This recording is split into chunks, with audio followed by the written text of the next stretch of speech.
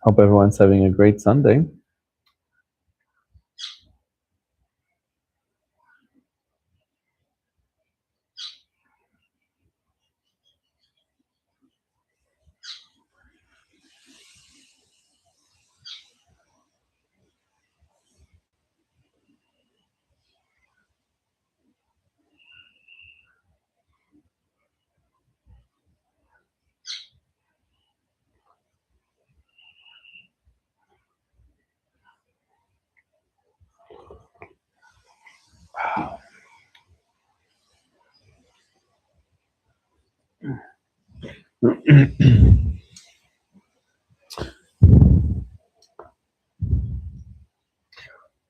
I don't know if anyone's out there and anyone's listening to this, but I'm just going to talk because, well, I have something to say.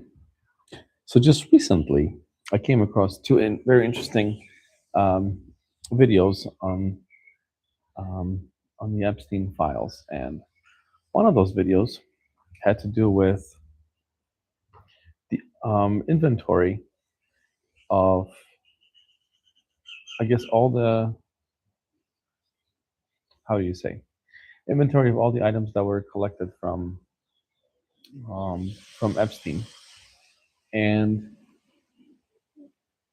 there's an art expert that was looking at inventory, and she found two um, pieces of art, two, I believe, Rembrandts that were stolen, that were reported stolen in the past, but they were somehow in there found in at the house of Jeffrey Epstein. And all right, so the guy was a shady guy, right, all along, right? He was a pedophile, and he was probably doing some nasty stuff. He was probably spying for Israel, creating all these tapes, all the pedophile stuff for Israel. But back to the paintings. Apparently, it's a $10 million reward on anyone who can locate those paintings because they're priceless. And what's interesting is that these paintings were missing and they were not found, but they were found in his collection. And what's also interesting is that the reason why they were found in the collection is because they were cataloged and they appeared in a listing of different art that Jeffrey Epstein owned that was appraised by two different appraising houses. And I think one of them was Christie's, maybe the other one was Sotheby's. So, and Jeffrey Epstein was using art as a collateral for loans. And what's interesting is that the appraisals from one house versus the other, right, appraising house, were completely different. The appraisals that were done by one house were much lower in value than those that were done by the other one. And the ones that were appraised for higher value were used as a collateral to obtain a loan from Deutsche Bank. And I don't remember the numbers. We're talking about millions and millions of dollars, right, of loans. But the the lower appraisals at the lower end, those were used for tax purposes. You know who else used that kind of tactic and was caught and convicted of a crime was Donald Trump.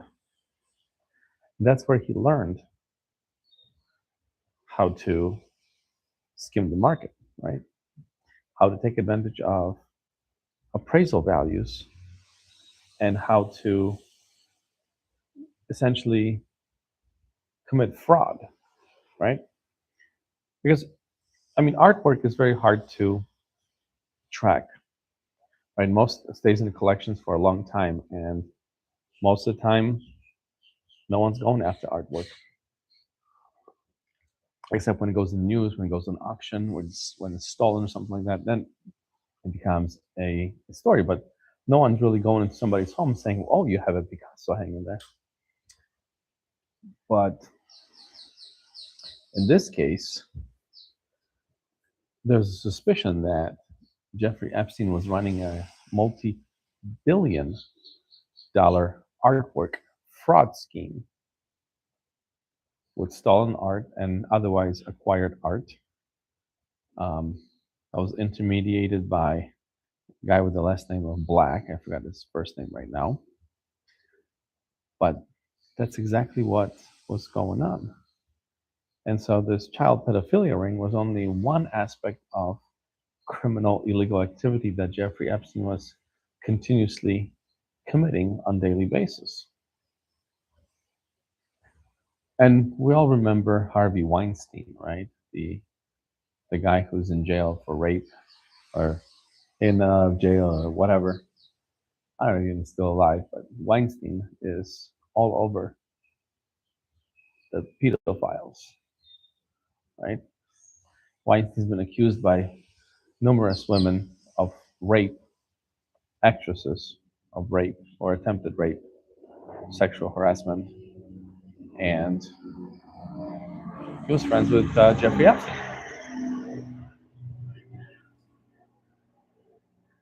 And guess who defended them both?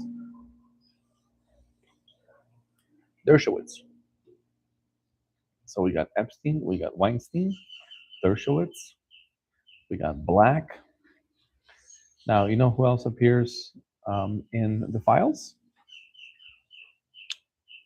Sergey Brin and his wife.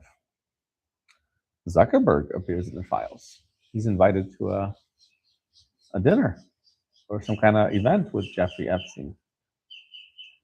You know, Bill Gates is in the files. And guess what? He declined invitation to that event, as many others did. So, but in any case, the art itself is an interesting piece because that's one of those things where it's difficult to control the flow of art from one hand to another, and the value of art simply grows by an appraiser appraising it for more each and every time. So there's no real value to art other than what these appraisal homes are doing. So I'm going to pose a theory that art appraisal business is in with people like Jeffrey Epstein, right?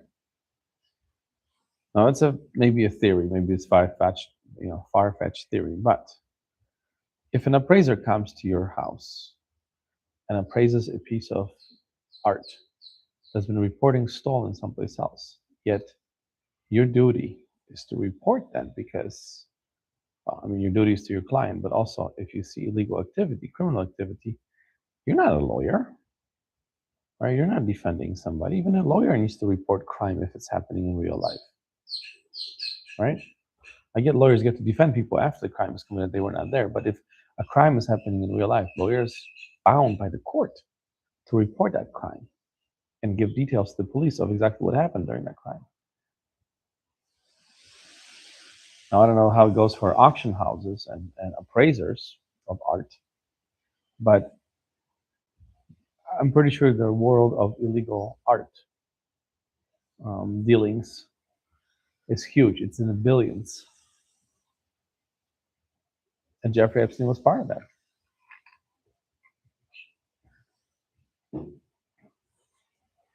So, but anyway, no one's listening, so I guess I'm going to say goodbye. Bye.